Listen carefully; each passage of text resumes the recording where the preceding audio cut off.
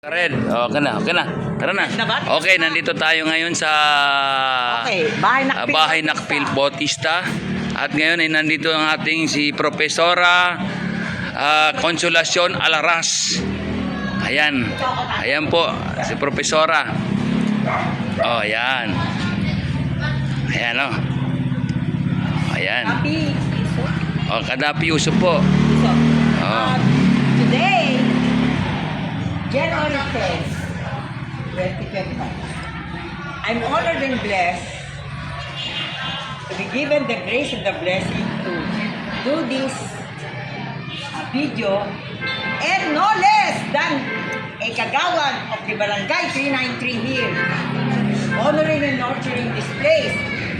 Kagawan, Kadapi, Uso, who is a Muslim, because pamatalaan is a God-centered governance. And so in all my pilgrimages abroad, I can say that when pamatalaan became the title of my University of the Philippines PhD dissertation, and I was touring abroad lecturing, I told them that pamatalaan or God-centered governance, the model is our brothers and sisters from the Muslim. Because for them, there is no separation. What Allah wants, every citizen obeys and follow Allah's most holy. So, because of that, I am also the former Philippine ambassador to the Kingdom of Bahrain, Maria Corazon Yap Bajin, who I value the friendship, a founding member of the Rizal Human Pamatalaan Academy, because Ambassador Bajin is the model, the first lady Muslim ambassador to the Kingdom of Bahrain. So now I am here.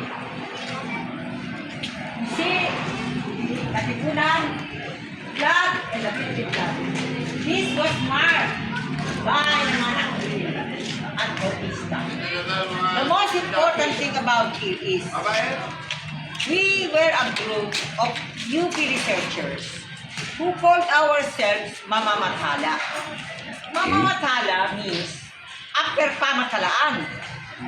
Okay. Because in pamatalaan, I discovered in the Muslim countries that mathal in pamatalaan means model.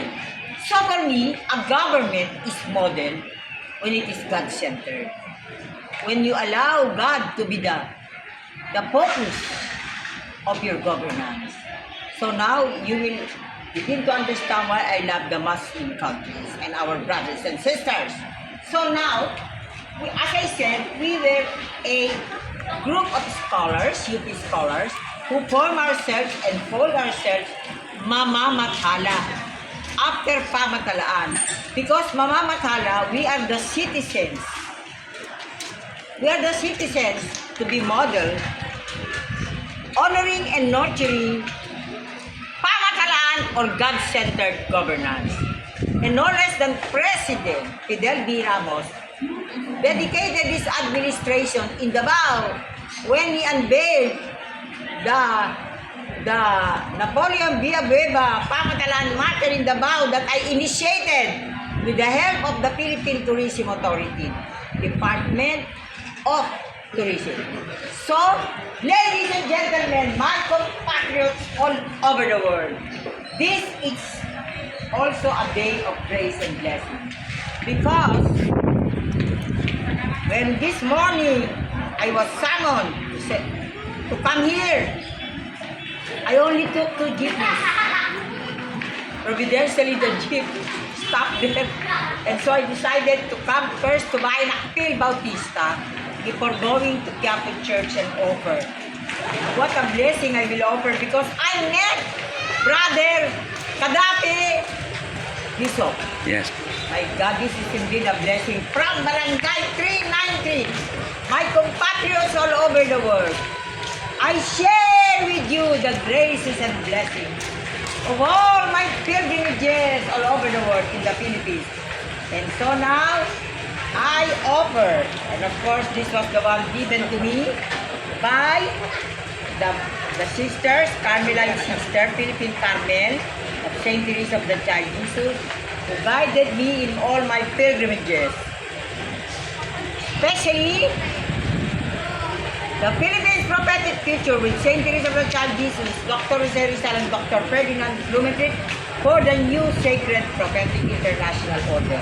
And I also offered here my book, The Spiritual History of the University of the Philippines. Gumawa ng libro niya. This is the Covenant Martyr of His Excellency President Ferdinand Romualdez Marcos, inspired by St. Teresa of the Child Jesus, St. Joseph, St. Padre Pio, on September 23, 2023. So you see, and this is the UP Covenant Monument, established as a legacy of the UP System President Alfredo E. Pascual with funding from the Rizal Blumentritt Pamatalan Academy President Rafael Abelino Morales.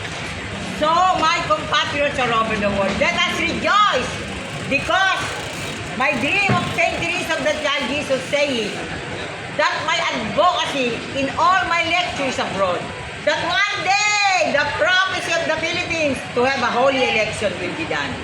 Because now I have a brother from the Muslim community, from the barangay, Agapi Yusuf, who exemplify, who is an example of belief in God-centered government. So, my compatriots all over the world, this is a day of graces and blessings.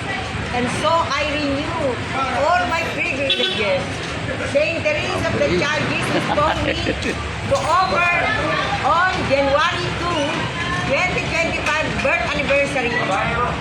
She instructed me to offer a YouTube video entitled Philippine Holy Election with St. Teresa of the Child Jesus. And now, the Philippine Holy Election will really be realized because I have no less than a Muslim brother and serving the government as a barangay member, Kagawad. You see, this is indeed a grace and blessing because had I come here later, I would have not met Gaddafi Yusuf. So, my compatriots all over the world, join me in thanking all the graces and blessings of my renewal. When I kept coming here in the altar, there is an altar of the Lakambini ng Katipunan, Gregorio Diaz. We would sleep here as members of Mama Matala. Julio Nakpil, the revolutionary composer. And of course, the illustrious after whom this is named, the Bautista. So you see, I am speechless.